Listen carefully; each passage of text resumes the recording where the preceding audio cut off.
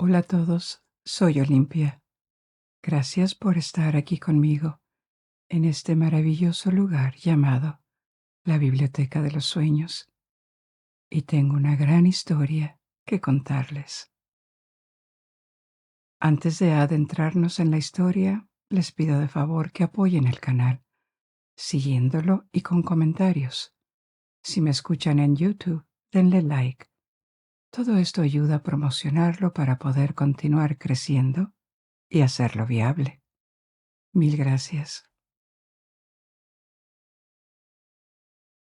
Pero antes de empezar, tomemos un momento juntos para prepararnos para el viaje que tenemos por delante. Si lo deseas, cierra suavemente los ojos y deja que tus preocupaciones diarias se desvanezcan. Encuentra una posición que se sienta natural y acogedora. Tal vez haz pequeños ajustes hasta que te sientas perfectamente cómodo. Ahora inhala una respiración profunda y nutritiva. Y a medida que la sueltas suavemente, observa cómo responde tu cuerpo. Siente el calor fluyendo desde tus hombros hasta tu cuello, derritiendo cualquier tensión. Deja que tus músculos faciales se suelten, tu mandíbula se afloje, tus dedos se abran naturalmente y tus piernas estén completamente tranquilas. A medida que te establezcas en este estado de paz, mi voz será tu amable compañera mientras comenzamos nuestra exploración juntos. Nuestra primera historia nos llevará una vez más a la tierra de los faraones y hablaremos de una supuesta maldición de los faraones que afectaba a aquellos que se atrevían a irrumpir en sus tumbas. Entonces, para empezar, hablemos de la tumba de Tutankamón. Este fue uno de los descubrimientos arqueológicos más extraordinarios de todos los tiempos. En 1922, un arqueólogo británico llamado Howard Carter descubrió una tumba real que había permanecido casi intacta durante más de 3000 años, casi por accidente. Ustedes saben que en el periodo de la historia egipcia, llamado el Imperio Nuevo, que fue entre los siglos XVI y XI a.C., la capital de Egipto se había trasladado al sur, a la ciudad de Tebas. Tebas es un nombre griego. Los egipcios llamaban a esta ciudad Waset o Weset. El Imperio Nuevo se consideraba un periodo separado en la historia porque comenzó con la reconquista de todo Egipto por parte de los reyes del sur, del Alto Egipcio, que gobernaron desde Tebas. Antes de que reconquistaran su país, Egipto había estado durante varias generaciones bajo el dominio de un pueblo extranjero que había venido de Oriente, del Medio Oriente, llamado los Hicsos. Estos Hicsos habían invadido progresivamente Egipto, empezando por el delta del Nilo, en un momento en que el reino estaba debilitado. Habían derrocado a la dinastía egipcia para sustituirla por una nueva de extranjeros. El poder de los faraones Hicsos era fuerte en el norte, pero en el sur, en el Alto Egipto, solo controlaban el país a través de la lealtad de los nobles egipcios, que pagaban tributos, impuestos, pero también a veces se rebelaban. En el siglo XVI a.C., una rebelión liderada por los gobernantes de Waset surgió en el sur. En pocos años expulsaron a los Hicsos de Egipto y volvieron a poner en el trono a una nueva dinastía nacida en Egipto, la 18ª.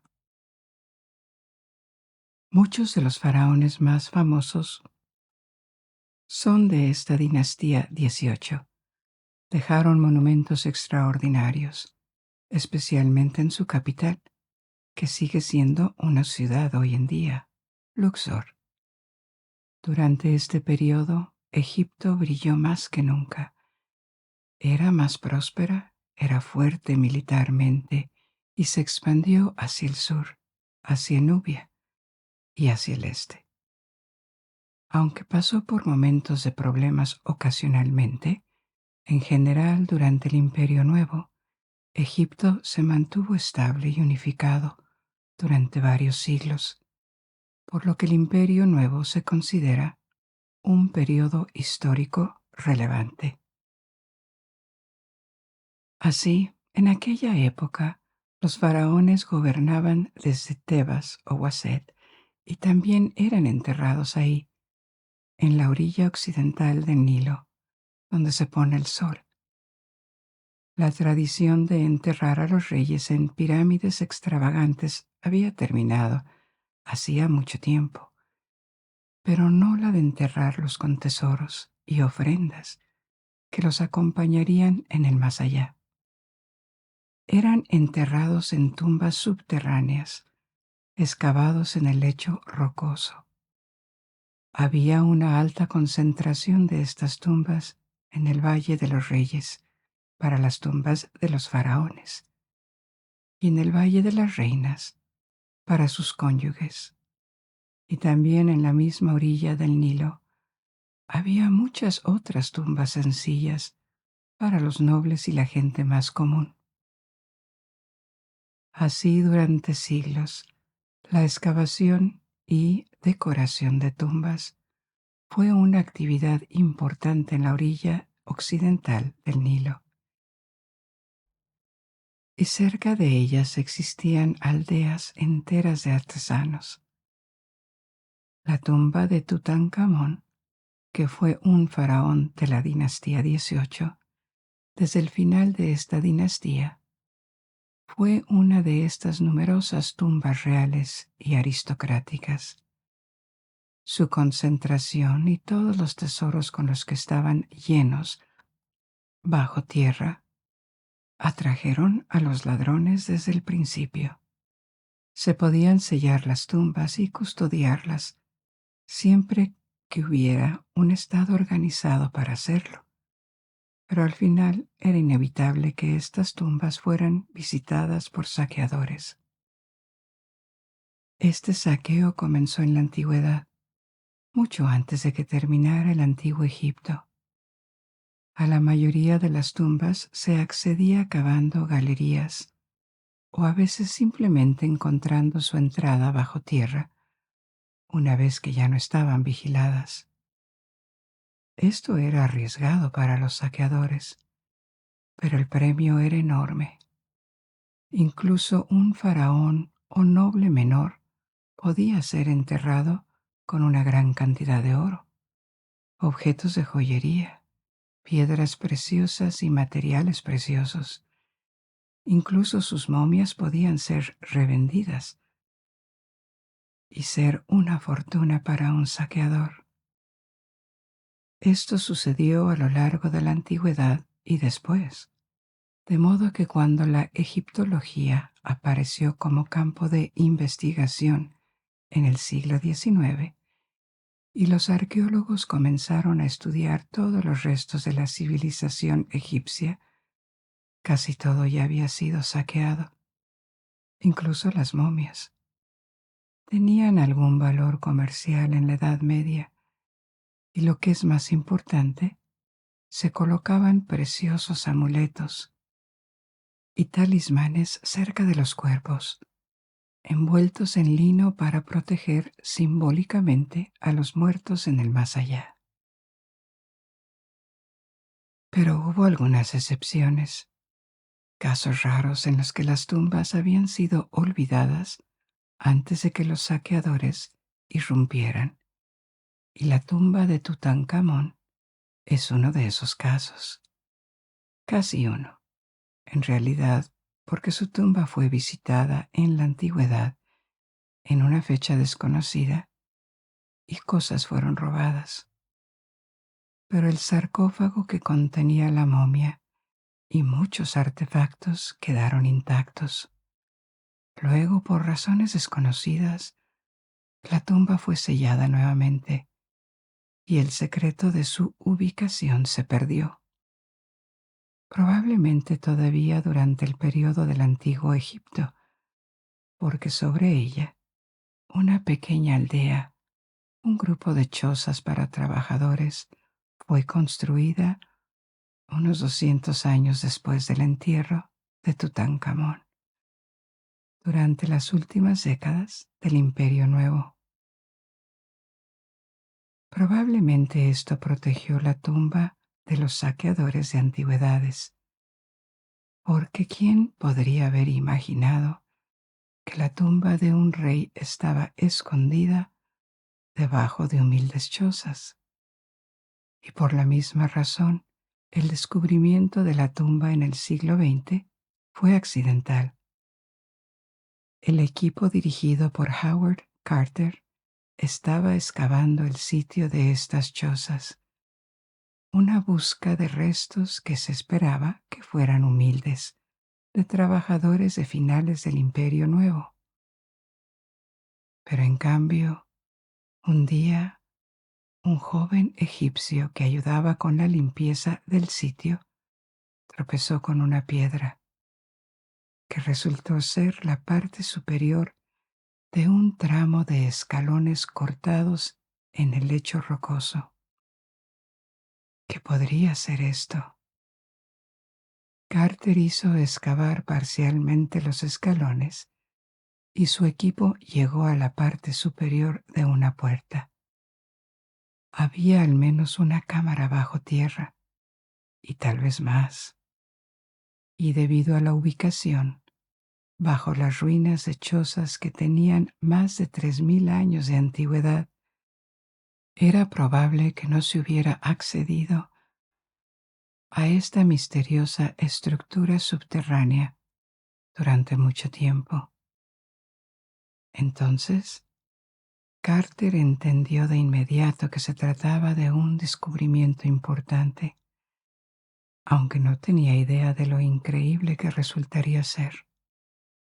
Alertó a los demás de su hallazgo y lenta y cautelosamente se despejó la escalera. Esto reveló sellos con el nombre de Tutankamón, un faraón de la dinastía 18. En ese momento conocido principalmente por los expertos, porque era una figura menor que había muerto joven y gobernó por un corto tiempo, solo unos pocos años. Pero aún así, un faraón. Esta excavación condujo a un corredor descendente que había sido bloqueado con astillas de piedra compactas, una forma habitual de sellar las tumbas una vez que el difunto había sido colocado en ellas. Desafortunadamente, el túnel había sido excavado a través de este bloqueo y luego rellenado. En este punto parecía que la tumba probablemente había sido profanada en la antigüedad, lo cual era un poco desalentador. Al final del túnel había una segunda puerta que había sido violada y resellada. Era de esperarse que lo que había más allá de esta puerta hubiera sido alterado, tal vez vaciado por completo. Pero aún así, la tumba de un rey siempre revelaría información valiosa. Se hizo un orificio en esta segunda puerta, y a través de él, el aire caliente escapó de la cámara del otro lado. Aire que nadie había respirado en 3000 años. Carter colocó una vela cerca del orificio y pudo mirar lo que había del otro lado. De la oscuridad emergieron estatuas, animales extraños, objetos, y por todas partes el brillo de oro. A pesar de los intentos de acceder a ella, la cámara más allá de la puerta todavía estaba llena de maravillas. Dado el alcance de este descubrimiento, que ahora estaba confirmado, Carter buscó ayuda para explorar la tumba, lo que tuvo que hacerse metódica y cautelosamente. Fue una suerte que esta tumba no se hubiera encontrado antes, porque en el siglo XIX los egiptólogos probablemente habrían entrado rápidamente y habrían tomado notas de todo, pero sin mucho cuidado por toda la información que la disposición, la ubicación de los artefactos o incluso su estado de conservación podrían revelar. En la década de 1920, la arqueología ya se había vuelto mucho más analítica y se tomaba más en serio. Había fotografías de todo, incluso antes de que se tocaran. Cada objeto se retiraba muy lenta y cuidadosamente, y se tomaba todo el tiempo necesario en lugar de correr como un cazador de tesoros al sarcófago y abrirlo para ver qué había dentro. Los últimos objetos fueron retirados de esta tumba en 1930, 8 años después de su descubrimiento. La momia de Tutankamón no fue revelada hasta 1925, 3 años después que se encontrara la entrada de la tumba. Pero durante esta cuidadosa exploración de la tumba en la década de 1920, se informó de varias muertes de personas que habían participado en la excavación o la habían visitado. Comenzó con el patrocinador financiero de la excavación, George Herbert, conde de Carnarvon. En abril de 1923, 4 meses después de la apertura de la tumba, murió después de una picadura de mosquito en la cara que se infectó.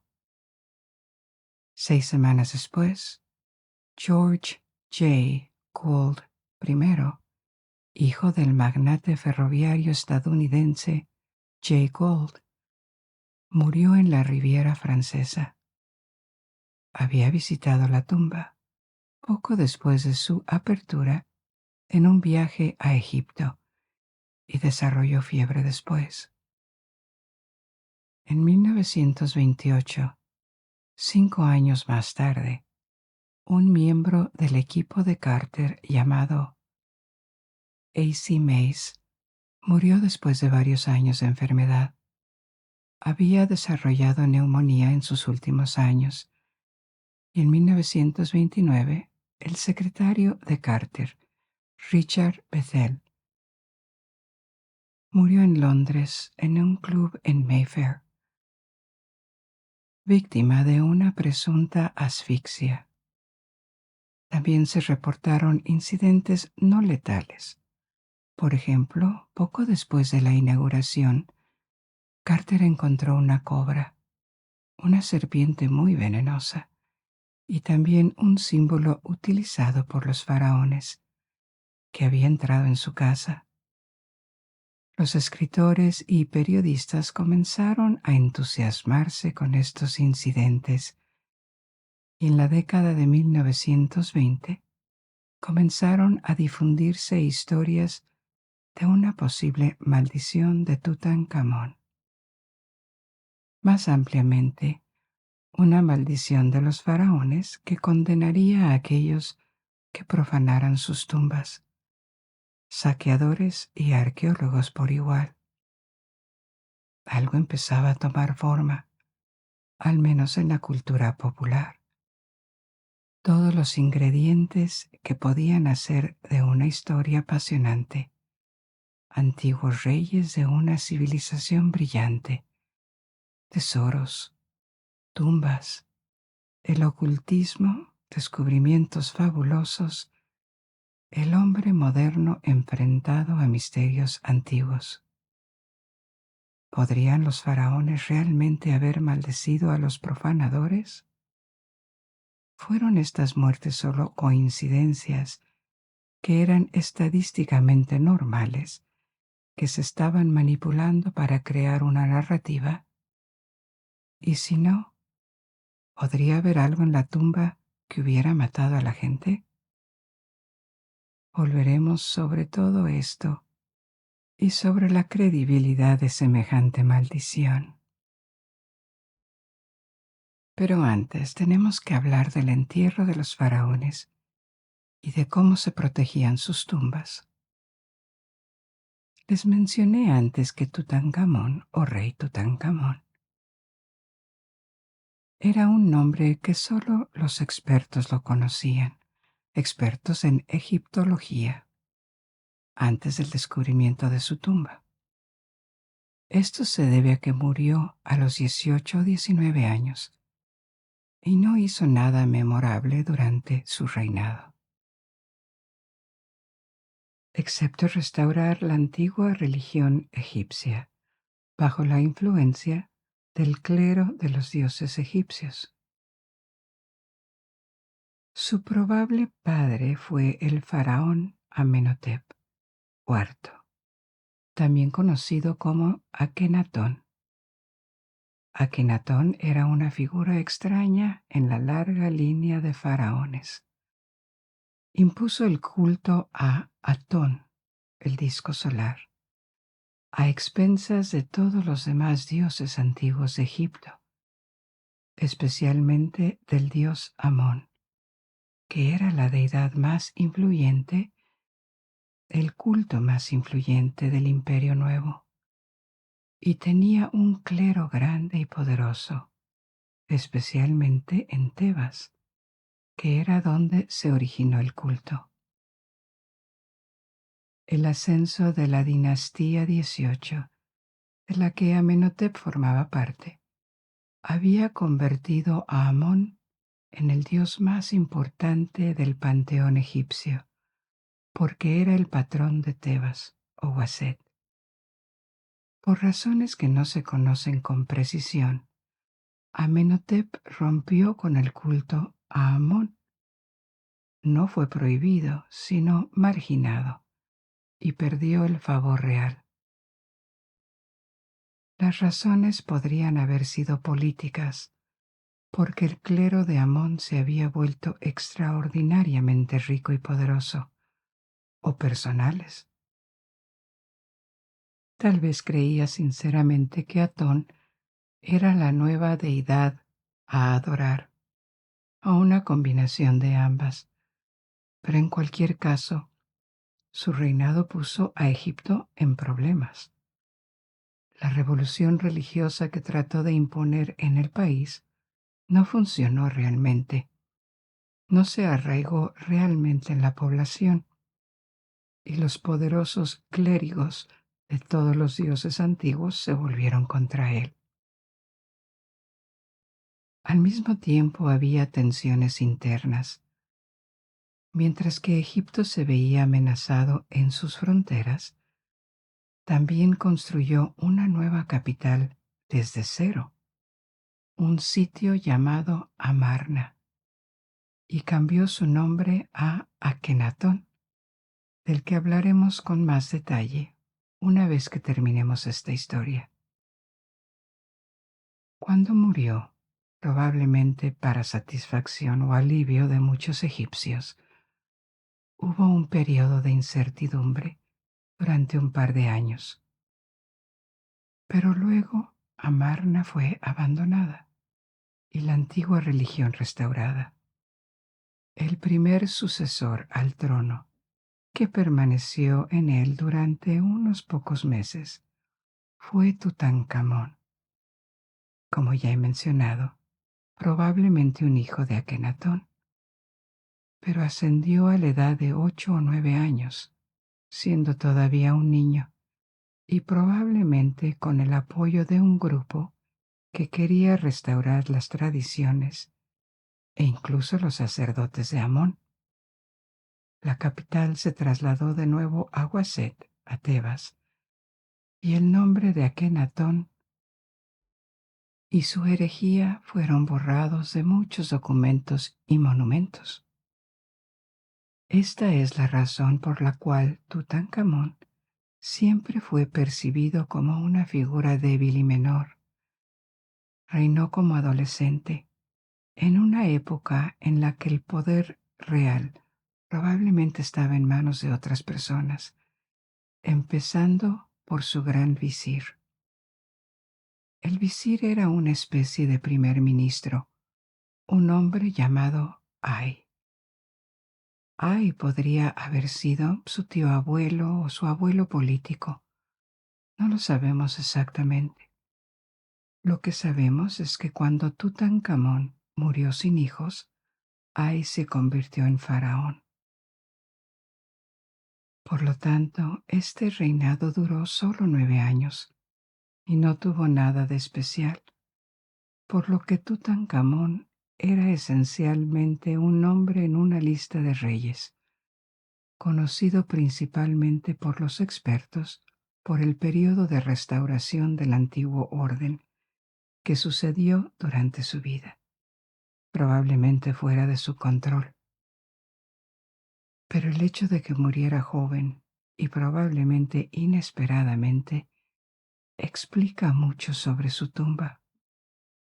Por fabulosos que fueran los tesoros enterrados con él, hablaremos de eso en un minuto, probablemente eran relativamente modestos en comparación con lo que los faraones más poderosos y longevos llevaban consigo en el más allá. Su tumba era relativamente sencilla, modesta en comparación con otros reyes.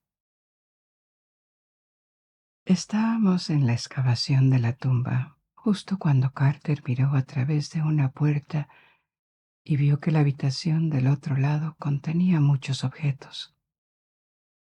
Más allá de esta puerta había una habitación llamada la antecámara, con cientos de objetos, la mayoría de ellos preciosos. Había 3 lechos funerarios diferentes, 4 carros diferentes. Se cree que uno era para cazar, otro para la guerra y 2 para desfiles. Dentro de un gran cofre había artículos militares, bastones, ropa interior, una trompeta hecha de aleación de cobre. Todos estos objetos eran probablemente pertenencias personales que se dejaban en la tumba para acompañar a los muertos en el más allá. Pero esta antecámara era solo una muestra de lo que estaba por venir. Había sido registrada 3000 años antes, presumiblemente por ladrones que se habían llevado algunas cosas. Pero había 2 habitaciones más donde habían dejado un tesoro extraordinario. Y lo más importante, nunca habían llegado al ataúd de Tutankamón y su momia. Primero, en el lado de la antecámara, estaba la cámara funeraria, la habitación donde se colocaba el cuerpo. La momia fue colocada en un ataúd, colocado en ataúdes más grandes, que a su vez estaban en un sarcófago, es decir, un ataúd de piedra más grande sellado con una tapa. Pero el sarcófago no era visible. Estaba rodeado por varias estructuras de madera más grandes, como grandes armarios llamados santuarios, que estaban bañados en oro y decorados con mucho cuidado. Este tipo de muñeca rusa gigante Se colocó en la cámara funeraria y los dos últimos santuarios, que contenían el sarcófago y los ataúdes, no habían sido saqueados. Es por eso que se tardó tanto tiempo en llegar a la momia, mientras se estudiaba cada objeto encontrado dentro de los santuarios y se abrían sin dañar nada. Todos estos elementos se encuentran ahora en el Museo Egipcio de El Cairo, y la posibilidad de verlos se debe al cuidado con el que se estudió la tumba. El santuario más grande, el exterior, ocupaba casi toda la habitación, que era rectangular, dejando solo unos 30 centímetros a los lados y aproximadamente 60 centímetros en cada extremo. Esto no dejaba mucho espacio para otras cosas, y la cámara funeraria solo contenía algunos recipientes para aromas, lámparas y varios remos que simbólicamente servirían en el barco solar en el que el rey viajaría a la tierra de la vida eterna. Esta habitación todavía estaba ricamente decorada con frescos en las paredes. Era la única habitación decorada de la tumba, y a un lado había otra habitación llamada la tesorería, que contenía el tesoro. Más de 5.000 objetos, incluyendo muchas estatuillas bañadas en oro del rey y deidades, maquetas de barcos, 2 carros adicionales. Esto parece mucho, sobre todo si añadimos a esto todas las joyas y la impresionante máscara que cubría la momia dentro del último ataúd. Pero probablemente fue casi un entierro de bajo costo para un faraón. En primer lugar, debido a la tumba en sí, solo se decoró una habitación, la cámara funeraria, y en general todas las habitaciones eran decoradas. Una hipótesis es que el funeral se precipitó porque el rey murió inesperadamente. Por lo general, la gente, especialmente los reyes, anticipaban la excavación y la decoración de sus tumbas con anticipación para que todo estuviera listo a tiempo. Parece que en el caso de Tutankamón, la tumba fue apresurada. Su estructura, su disposición no es idéntica a las tumbas reales de la misma época. Por lo tanto, se supone que fue preparada para otra persona, tal vez un noble, y reutilizada. Tutankamón tampoco fue un gobernante particularmente prestigioso. No ganó ninguna batalla ni hizo ninguna reforma que sepamos, y también estaba discapacitado físicamente. Tenía una deformidad en el pie izquierdo que lo obligaba a caminar con un bastón. Tenía escoliosis, y el estudio de su momia reveló que había contraído varias cepas de malaria durante su vida. Por lo tanto, para la gente de la corte y los poderosos nobles de Egipto, lo más probable era que fuera percibido como un rey débil que moriría sin heredero. Aún así, fue enterrado como un faraón, y esto incluía un largo proceso para preparar la momia, la fastidiosa tumba, varias semanas de luto nacional. No hay razón para pensar que se hizo un esfuerzo adicional. Tutankamón debe toda su fama moderna a la milagrosa conservación y descubrimiento de su tumba, y por una parte también a la leyenda de una maldición. Entonces, Volvamos a la historia de la maldición de los faraones. Los egipcios antiguos realmente trataron de asustar a la gente para que se alejara de sus tumbas con amenazas de maldiciones. En realidad, probablemente no. Tal vez existían rumores al respecto. Ciertamente había castigos severos, la muerte, para cualquiera que intentara entrar en la tumba de un rey.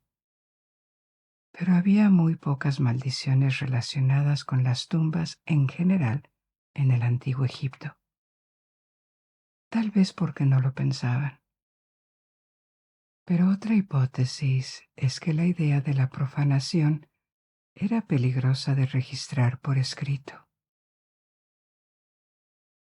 Si escribes una maldición o amenaza en la entrada de una tumba, admites la idea de que lo impensable podría suceder y la tumba podría ser robada.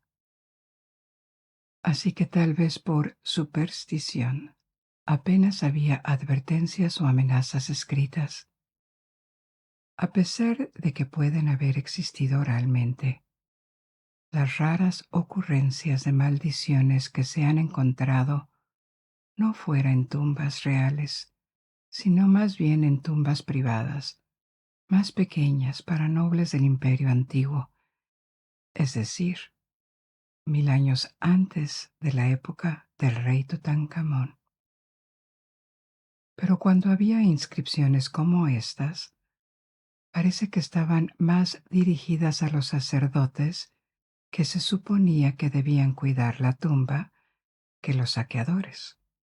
Si los sacerdotes no mantenían la tumba pura, habría consecuencias. Pero los ladrones reales no se mencionaban. Aún así, sabían muy bien que el saqueo era una cosa, y abordaron el problema ocultando la tumba bajo tierra y dificultando el acceso. Por lo general no era suficiente para detener a los ladrones, especialmente en los periodos en que Egipto estaba en problemas. El orden no se mantenía bien, pero en general apenas hay evidencia en arqueología que apoye el concepto, la idea de una maldición de los faraones. En realidad, esta idea apareció con el desarrollo de la egiptología en el siglo XIX, tal vez porque el descubrimiento del antiguo Egipto era fascinante a muchos niveles. Probablemente también porque, a pesar de que lo justificaban, los arqueólogos estaban conscientes de que estaban profanando tumbas y a menudo exponiendo los cadáveres de personas fallecidas en museos o incluso en eventos privados. Había muchos de estos en el siglo XIX, organizados para abrir el ataúd en público debido al interés de la gente. El ataúd que contenía una momia era llevado, más o menos legalmente, a Londres o a París, y los organizadores de la expedición que lo habían traído convertían la inauguración en un evento social con un toque científico o histórico. Por lo general no se decía, pero siempre había algo vagamente obsceno en exponer los restos de personas reales a la curiosidad del público y vaciar las tumbas en búsqueda de tesoros que habían sido dejados como parte de un rito funerario. Y así, entre la fascinación por el antiguo Egipto, la culpa, el gusto por el ocultismo que estaba en auge en el siglo XIX, había un buen terreno para que apareciera una leyenda de maldiciones en torno a las momias. Los primeros cuentos, novelas o historias de momias que vuelven a la vida aparecieron hace casi 200 años, y la ficción de momias se convirtió en una tendencia a lo largo del siglo XIX, especialmente en la literatura gótica británica, junto con otras criaturas fantásticas nacidas de la magia o la ciencia antigua: hombres lobos, vampiros, la criatura de Frankenstein. Las momias eran un subgénero que tenía menos éxito que los vampiros, pero para el público educado de Europa y América se convirtieron en parte de la literatura fantástica. La gente sabía de qué se trataba, y la idea de que una maldición cayera a los profanadores de una tumba se volvió fácilmente reconocible. Sin esto, no podría haber habido una historia en torno a la tumba de Tutankamón. Cuando se descubrió la tumba, hubo un nuevo pico en el interés por el antiguo Egipto. Tal vez el hecho de que ocurriera en la década de 1920 también fue importante para el público británico, francés o alemán, porque a finales del siglo XIX y principios del siglo XX, el ideal del científico, historiador, arqueólogo europeo, que hacía descubrimientos maravillosos, que explicaba el mundo, más en general de la ciencia y el progreso, que iluminaba el pasado y el camino hacia el futuro, eran temas muy extendidos y populares. Pero entonces llegó la Primera Guerra Mundial y sus atrocidades. El estado de ánimo cambió, y a principios de la década de 1920 había una sensación de que se había perdido mucho. No solo millones de vidas, ruina y destrucción financiera, sino también fe en el futuro y la noción misma de fe en el progreso. No fue tanto el caso en Estados Unidos, gracias a la continua prosperidad y la ausencia de destrucción en suelo estadounidense en la Primera Guerra Mundial, pero en Europa Occidental, el tipo de optimismo y satisfacción intelectual de antes de la guerra, que prevalecía 20 años antes, se había desvanecido por completo. Así que en 1922, el descubrimiento de esta tumba se sintió como un regreso a los viejos tiempos, una buena dosis de exotismo, una intrigante civilización antigua, un tesoro fabuloso, una aventura. En una palabra, el tipo de historias que podían reencantar el mundo. Y como resultado, el interés por el trabajo de Carter y la revelación progresiva de lo que había dentro de la tumba, hasta el clímax, con la apertura del último ataúd en 1925, fue enorme. La prensa estaba ahí. Cualquier cosa impresa sobre la tumba de Tutankamón podría venderse muy bien. Y como a menudo, la demanda crea oferta. Los periódicos no solo se interesaron por la tumba en sí, sino también por todo lo que la rodeaba. ¿Cómo se había encontrado? ¿Por quién? ¿Quién eran estas personas y qué les sucedió? Solo un mes después de la apertura de la tumba, apareció en el New York Times un relato sobre la intrusión de una cobra en la casa de Carter, y obviamente el paralelismo con el símbolo de los antiguos faraones se hizo de inmediato, aunque en realidad los faraones tenían diferentes símbolos, y la cobra era uno entre otros. un protector que aparecía en sus coronas. Luego se intensificó con la muerte de Lord Carnarvon, unas semanas más tarde a causa de la picadura de un mosquito que se había infectado. El creador de Sherlock Holmes, Arthur Conan Doyle, sugirió que la muerte había sido causada por los llamados elementales, creados por los sacerdotes de Tutankamón para proteger la tumba. Una afirmación que en realidad no se hizo muy en serio y se basó mucho en esta literatura y tradición del siglo XIX de la que acabamos de hablar, que en la arqueología.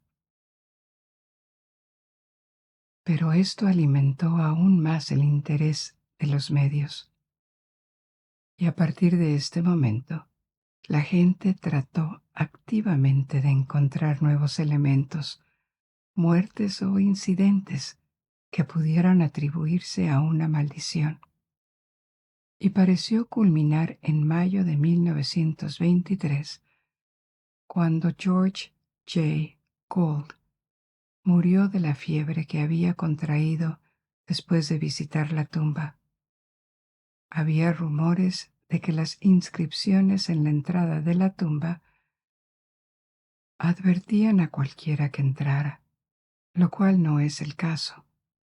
No hay tales inscripciones. Pero a pesar de que fue desacreditada, la idea se mantuvo. También lo hizo la hipótesis de que las personas fueran envenenadas por toxinas u hongos que habrían sido liberadas cuando se abrió la tumba. Nunca se encontraron tales elementos, y la primera persona que murió, Lord Carnarvon, había sido objeto de infecciones mucho antes de que financiara las expediciones arqueológicas. Pero el concepto de algún tipo de veneno colocado dentro de la tumba, voluntariamente o no, permaneció y aún resurge en la cultura popular. Cada vez que ves una tumba con una trampa de gas en las películas de Indiana Jones y Tomb Raider, este concepto es un eco de la década de 1920 y de la especulación en torno a la tumba de Tutankamón. Entonces, ¿qué evidencia hay de la existencia de una maldición? En realidad no mucho. Hubo 2 muertes de personas relativamente jóvenes que tenían una conexión con el descubrimiento, un patrocinador financiero y un visitante. Pero el círculo de personas que entraron a la tumba en 1922 y 1923 es mucho más grande que eso. Docenas o incluso cientos de personas. Si hubiese una maldición, se esperaría que le cayera a las personas que abrieron la entrada de la tumba, a los trabajadores egipcios y a Howard Carter y su equipo.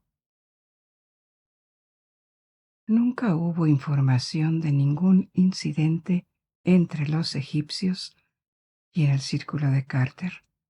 La única muerte en la década de 1920 fue la de su secretario varios años después. El propio Carter murió en 1939, 17 años después de su descubrimiento, a la edad de 64 años, de cáncer, no de una enfermedad infecciosa. Uno esperaría que los efectos de una maldición fueran tal vez un poco más rápidos y obvios. Además, Carter se convirtió en una estrella de la arqueología. Se benefició mucho de este descubrimiento y probablemente tenía un destino con el que ni siquiera podría haber soñado antes de él. Pero en términos generales, parece que el concepto de la maldición de los faraones Es más bien una idea literaria y cultural que algo arraigado en evidencia real. Como hemos visto, en las tumbas egipcias no existían tales maldiciones o amenazas dirigidas a los ladrones, o solo excepcionalmente, y la posibilidad de que las tumbas fueran peligrosas porque había algún tipo de toxina u hongos, lo cual era razonable y merecía ser estudiado, nunca se probó. Por lo tanto, es difícil concluir que otra cosa que no sea la leyenda fuera solo eso, una leyenda. Pero sigue siendo interesante ver de dónde viene y cómo influyó en la ficción, especialmente en las películas. Todas las películas con momias desde la década de 1930 contienen advertencias, maldiciones y la muerte de personas que han profanado tumbas. Y ahora embarquemos en nuestra segunda historia de esta noche. Esta nos llevará a una antigua ciudad fantasma en el Nilo. Durante siglos permaneció olvidada en las arenas del desierto egipcio. Pero antes de entrar en más detalles, permítanme contarles una breve historia real. Érase una vez, en el antiguo Egipto, durante el Imperio Nuevo, cuando Egipto era más rico, más refinado y más poderoso que nunca, un nuevo faraón ascendió al trono, con el nombre de Amenhotep IV. Había habido generaciones y generaciones de faraones antes que él, muchas dinastías diferentes. Él pertenecía a la dinastía 18, y todos ellos habían sido los guardianes de las tradiciones y la religión egipcia durante tantos siglos que ahora parecía que este orden existía desde los orígenes de los tiempos y era tan antiguo como el mundo y los propios dioses. Pero Amenhotep era diferente. En lugar de seguir los caminos de la tradición, rompió con ella. Con su reina Nefertiti, la pareja real rechazó a todos los dioses, especialmente a aquel cuyo culto y sacerdotes eran los más influyentes y poderosos de la época, Amón. En su lugar decidieron adorar a una entidad colocada incluso por encima de los dioses, Atón, el disco solar, la deidad que daba vida a todo.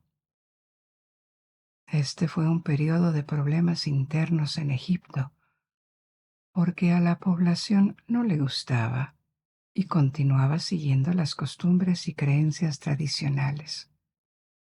Los sacerdotes de Amón y otros dioses rechazados conspiraron contra el faraón, esperando el momento de vengarse. Pero Amenhotep no dejó que esto lo detuviera. Cambió su nombre por el de Akenatón y decidió crear, para fundar, una nueva capital, Aketatón, el horizonte de Atón. Aketatón reemplazaría a Tebas y marcaría el comienzo de una nueva edad de oro para Egipto, ahora bajo la protección de Atón, el disco solar, la única deidad que importaba. Bajo su gobierno, el nuevo faraón no solo trató de cambiar las formas religiosas, sino que incluso el antiguo arte egipcio, que apenas había cambiado en 2000 años, tuvo que reinventarse. Contra su pueblo, contra los sacerdotes, Akenatón prevaleció, porque él era el faraón, y los faraones eran semidioses. Aketatón fue construida en pocos años en el Nilo, a medio camino entre el Alto Egipcio al sur y el Bajo Egipto, el Delta en el norte. Miles y miles de trabajadores estuvieron involucrados. La nueva capital no podía esperar. Fue inaugurada y formada durante más de una década. Se convirtió en la capital de Egipto, desde donde se gobernó el imperio y residió la familia de Akenatón. Pero fuera de la capital, los egipcios se mostraban reacios a adoptar a Atón, y cuando Akenatón murió, su sucesor, el joven faraón Tutankamón, abandonó la nueva ciudad y regresó a Tebas. Estaba firmemente bajo la influencia de los sacerdotes de Amón, que recuperaron su antiguo poder e influencia. A medida que Aketatón fue vaciada de su población, el antiguo orden fue restaurado en todo Egipto, y los siguientes faraones hicieron todo lo posible para borrar la herejía de Akenatón de la memoria. Las estatuas fueron destruidas, las inscripciones fueron martilladas, los documentos que llevaban su nombre fueron quemados o reescritos. Egipto siguió adelante. Páginas más gloriosas estaban por llegar, como el reinado de Ramsés II. La arena del desierto y el paso del tiempo borraron lentamente a Aketatón de los recuerdos. Pasaron más siglos. Egipto declinó, fue invadido y anexionado por los asirios, los persas, los griegos, los romanos, los árabes, los turcos, y la existencia del faraón hereje. Su reina y su ciudad perdida cayeron en el olvido. Aketatón ahora se llama Amarna, y este es el lugar que vamos a visitar. Amarna se encuentra en la orilla oriental del río Nilo. Tradicionalmente en Egipto, el este era el lugar para los vivos y el oeste, donde se pone el sol, el lugar para los muertos.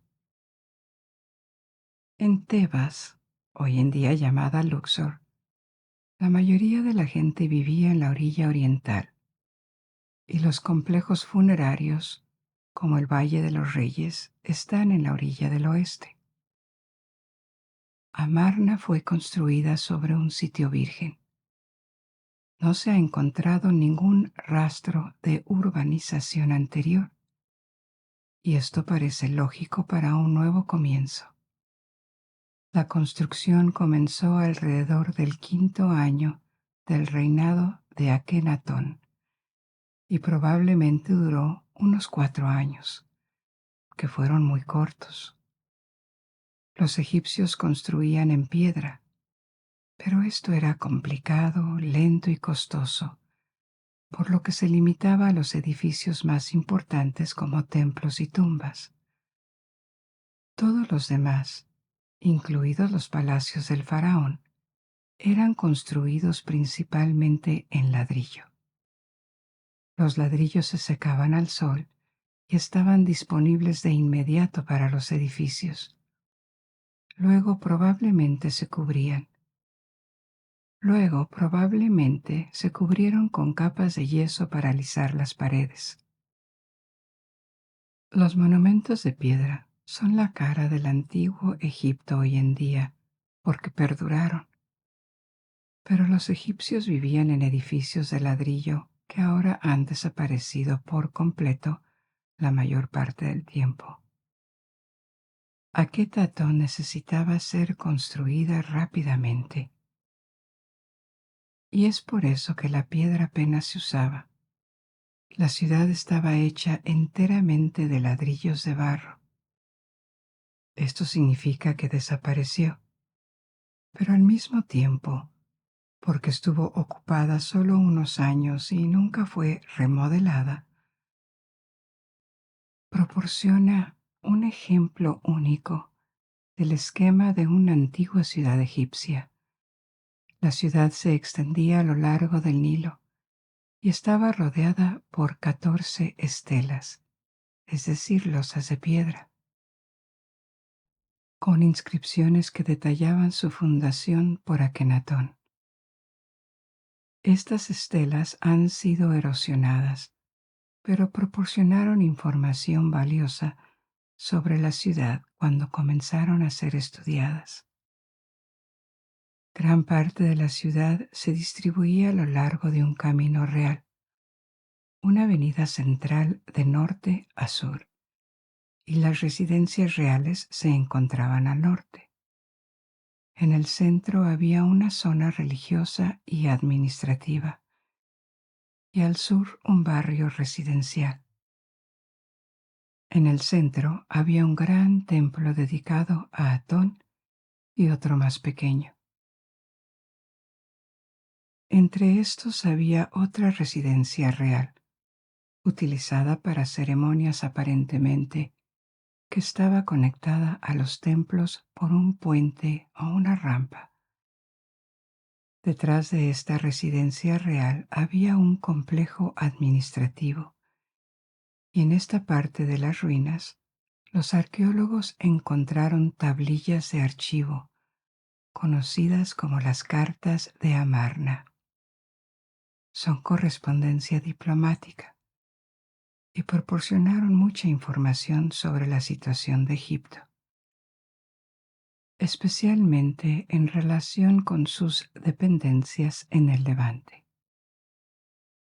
En el siglo XIV a.C., al sur, en la zona residencial, vivían poderosos nobles que construyeron ahí fincas, y el taller de un escultor llamado Tutmosis fue descubierto y reveló mucho sobre el arte de la época.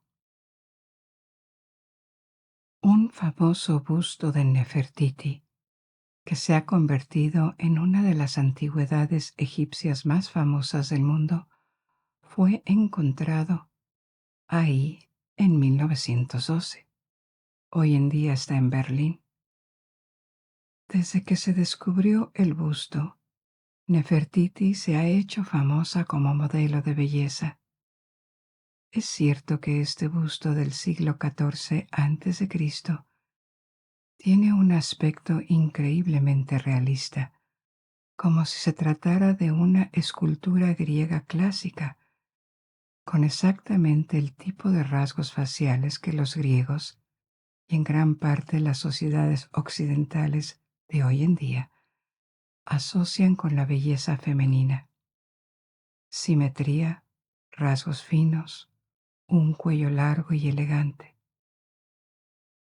Hay teorías contradictorias sobre los orígenes de Nefertiti. No hay duda de que nació en el seno de una familia aristocrática, pero podría haber estado emparentada con Akenatón, un primo o incluso su hermana. Era común que los faraones se casaran con sus hermanas. El incesto estaba prohibido en Egipto, pero no para los faraones.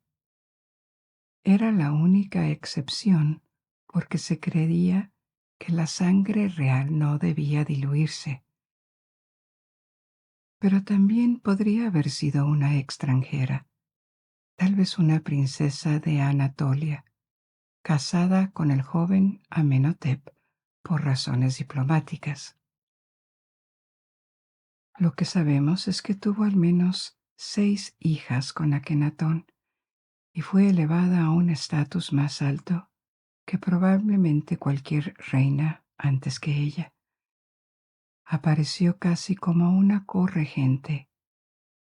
Fue llamada la Señora del Alto y Bajo Egipto en las estelas.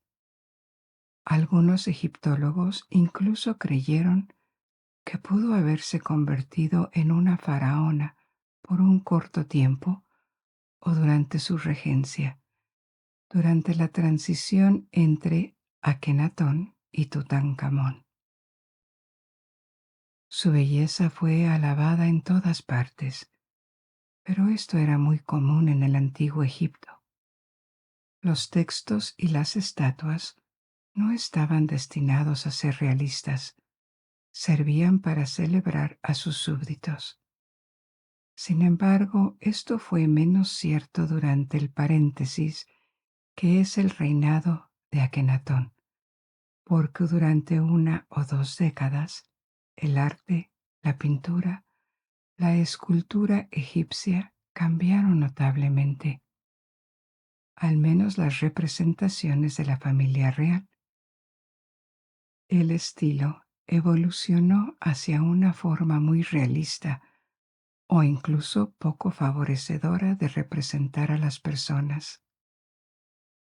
El faraón se muestra casi femenino, con un cuerpo curvilíneo, un estómago prominente y una cara muy larga, tal vez casi como se veía, y ha habido teorías de que podría haber sido afectado por una enfermedad o una condición genética. Pero estas imágenes de Akenatón están en marcado contraste con las representaciones tradicionales de los faraones.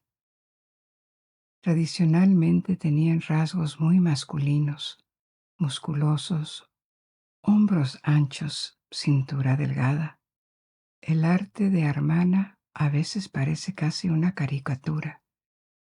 Y en este contexto, el busto de Nefertiti parece pertenecer a otra época o estilo, pero no es así, por lo que no es imposible que fuera efectivamente una encarnación de la belleza clásica. Por muy revolucionaria y sorprendente que sea, la revolución iniciada por Akenatón probablemente no debería entenderse solo como un movimiento espiritual. Tal vez había más luchas de poder político detrás. En primer lugar, porque si logró imponer un dios completamente nuevo en Egipto, probablemente sea porque contó con el apoyo del ejército. El ejército egipcio bajo la dinastía 18 era una potencia considerable. En ese momento, Egipto estaba en la cima de su prosperidad.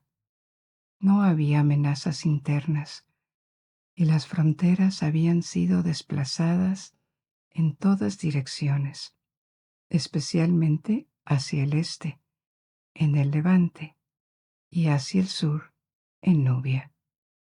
Egipto todavía tenía enemigos, pero estaban lejos, y el reino podía mantener un ejército numeroso y poderoso. A veces las dinastías incluso fueron creadas o continuadas por generales que se apoderaron del trono. A lo largo de la historia egipcia sucedió muchas veces. Realmente no permaneció hereditario durante tanto tiempo. Por lo tanto, contar con el apoyo del ejército era crucial para los faraones y especialmente contra otra fuerza política importante, los sacerdotes. En particular, en ese momento, los sacerdotes de Amón. Los templos en el antiguo Egipto eran instituciones muy poderosas, eran centros económicos, poseían una gran parte de la tierra, y sus sumos sacerdotes podían ser extremadamente influyentes hasta el punto de amenazar a los propios faraones. Y durante el Imperio Nuevo, el único culto que ganó prominencia fue el culto a Amón, con mucho. el dios más adorado y rico de todos. Amón era una deidad menor durante el Imperio Antiguo y el Imperio Medio. Los sacerdotes de Ra u Osiris fueron probablemente mucho más influyentes, y Amón era una deidad local con sede en Tebas y sus alrededores. Pero en el Imperio Nuevo, la capital se trasladó a Tebes y la riqueza e influencia de los sacerdotes de Amón se hizo importante a lo largo de las generaciones. Amón casi absorbió a otros dioses y, por supuesto, Egipto siguió siendo politeísta, pero en el Alto Egipto la religión se acercaba a un equivalente de adorar a Amón. Así que tal vez la decisión de romper con Tebas y crear un nuevo orden religioso fue también un movimiento de poder, una toma de poder, o una reacción contra la transformación desenfrenada de Egipto en una teocracia gobernada por los sacerdotes de Amón. La nueva religión impuesta por Akenatón no era realmente el monoteísmo, que es el hecho de proclamar que existe un solo Dios y que los demás cultos son irrelevantes. Era más bien lo que los expertos llamaban monolatría, el hecho de adorar a un solo Dios, aunque pudieran existir otros. No se negaba su existencia. Pero a Akenatón no le importaba tanto. Incluso en Aketatón otras deidades eran veneradas. De hecho, si no oficialmente, al menos por algunas de las personas que vivían en la ciudad. Pero a pesar de la creación de esta nueva capital y de todos los poderes que tenían los faraones, el culto a Atón nunca reemplazó realmente a los antiguos dioses, y cuando el faraón murió, las tradiciones volvieron inmediatamente con fuerza. 2000 años no se podían borrar en 15. Tal vez hubo una regencia, tal vez por Nefertiti. Es difícil saberlo porque muchos registros de la época fueron destruidos para borrar la memoria de Akenatón. Pero en pocos años la capital se había trasladado de nuevo a Tebas. Los sacerdotes habían recuperado su riqueza e influencia, y la ciudad de Aketatón fue abandonada. Tal vez fue destruida en parte para que desapareciera más rápido. Pero como estaba hecha de ladrillo y ocupada por tan poco tiempo, es difícil saberlo. El sitio no cayó completamente en el olvido. También hay vestigios de ocupación en las cercanías, 15 siglos más tarde, durante la época romana paleocristiana. Pero a poco, las ruinas se volvieron invisibles desde el Nilo. La arena lo cubrió todo y la memoria de la ciudad se perdió. Solo en los tiempos modernos, a partir de la expedición de Napoleón en Egipto y luego de muchas otras misiones científicas, incluida la alemana que desenterró el busto de Nefertiti hace un siglo, la historia de Amarna, el nombre moderno de la ciudad, y las vidas de Akenatón y Nefertiti volvieron a la luz. Las ruinas no son impresionantes hoy en día, realmente no son visitadas. Solo las misiones arqueológicas siguen trabajando en el sitio con la esperanza de comprender mejor este momento tan particular y único en la historia del antiguo Egipto. Hemos llegado al final de nuestro pequeño viaje esta noche. Espero que hayas disfrutado de esta aventura y te invito a descubrir y aprender más. Ahora puedes dejarte llevar y dormir. O si aún no tienes sueño, puedes elegir otra historia de mi biblioteca en constante crecimiento. Y hasta que nos volvamos a encontrar, buenas noches. Duerme bien.